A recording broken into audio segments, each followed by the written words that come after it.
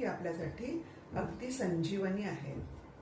त्याचे अनेकविध फायदे आपल्या शरीरावरती होत असतात. आपल्या पोटाची एकसारखी हालचाल होते, त्यामुळे आपला पोटाचा भाग सगळा लवचिक होतो.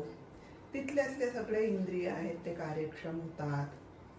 आपला पोटाचा घेर कमी होऊन जातो आणि आपलं वजन सुद्धा कमी होण्यासाठी मदत होत असते. त्याचप्रमाणे पोटातले सगळे आपले जे काही पचनशक्ती जी आहे ती चांगली सुधारते. पाचक्र व्यवस्थित पाझरतो, त्यामुळे पचन चांगलं होतं. पचन चांगलं झाले की त्याचं भस्त्रीकरण, शोषण, उत्सर्जन या सगळ्या क्रिया ह्या सुलभपणे होत असतात. आपल्याला ॲसिडिटी, गॅसेस, अपचन यासारख्या सगळ्या व्याधीतून